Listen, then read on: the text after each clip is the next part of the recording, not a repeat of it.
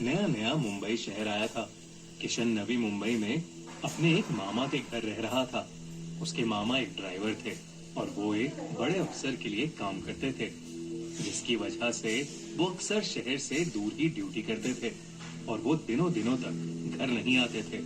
किशन भी रोज 2 घंटे ट्रैवल करके नौकरी की तलाश में मुंबई की तरफ निकल जाता था और शाम को घर लौटता था। लेकिन शाम को वो इलाका एकदम सुनसान हो जाता था। एक दिन जब किशन ने अपने मामा से पूछा कि वहां के लोग शाम को घर से बाहर क्यों नहीं निकलते, तो उसके मामा ने उसे एक बहुत ही दिलचस्प कहानी सुनाई। उन्होंने कहा कि वहां के लोग ये मानते हैं कि नवी मुंबई और मुंबई की गलियों में एक चुड़ैल घूमती है जिसके 3 सर हैं। लोग उसे 3 मुंडी वाली चुड़ैल बुलाते हैं। वो रात में निकलती है और जब लोग सो जाते हैं तो वो उनके घर जाकर उन्हें अपने वश में कर लेती है।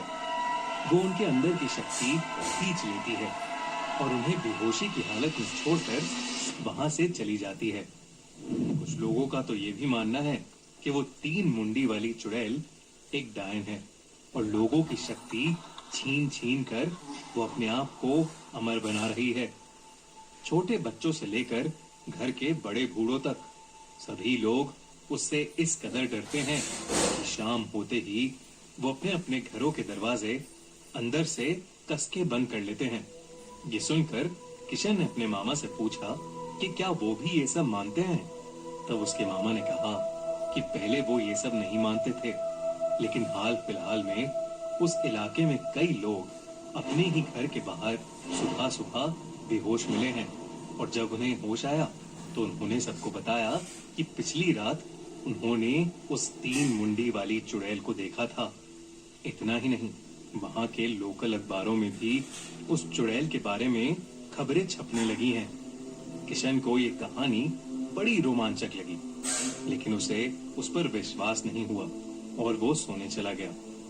कुछ ही दिनों में किशन की नौकरी लग गई और एक रात वो अपने काम के चलते बड़ी देरी से घर पहुंचा।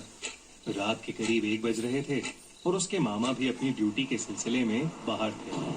किशन बहुत थक गया था तो उस रात वो बिस्तर पर लेटते ही सो गया। लेकिन कुछ ही पलों में उसके घर की डोरबेल बजी।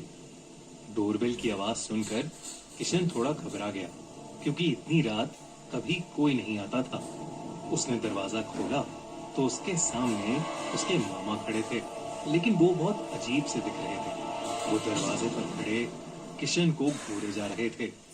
किशन ने उन्हें अंदर बुलाया और उनके लिए पानी लेने किचन में गया।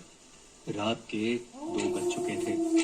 किशन जैसे ही किचन से वापस आया, उसके हाथ से पानी का गिलास छूट गया। जहां उसके मामा खड़े थे, उसके ठीक सामने एक शीशा था, जिसमें उसके मामा की जगह उसे वो 3 सिर वाली चुड़ैल खड़ी दिख रही थी।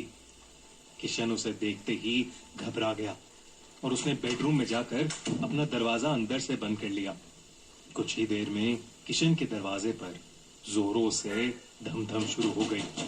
किशन के पसीने छूट गए, लेकिन उसने डर के मारे दरवाजा नहीं खोला। कुछ देर बाद जब वो धमधम बंद हुई तो उसने हिम्मत करके दरवाजा खोला। घर में उसे कोई नहीं दिख रहा था, लेकिन तभी उसे किसी लड़की की आवाज आई। वो डरते डरते पीछे मुड़ा। वो 3 मुंडी वाली चुड़ैल उसके सामने खड़ी थी। वो किशन को देखकर बहुत जोरों से हंसने लगी। किशन ने वहां से भागने की कोशिश की, लेकिन तब तक बहुत देर हो चुकी थी। वो उस 3 मुंडी वाली चुड़ैल के चंगुल में फंस चुका था। सुबह जब उसके मामा वापस आए तो उन्होंने देखा कि किशन बेहोशी की हालत में है और उसका पूरा बदन नीला पड़ा है।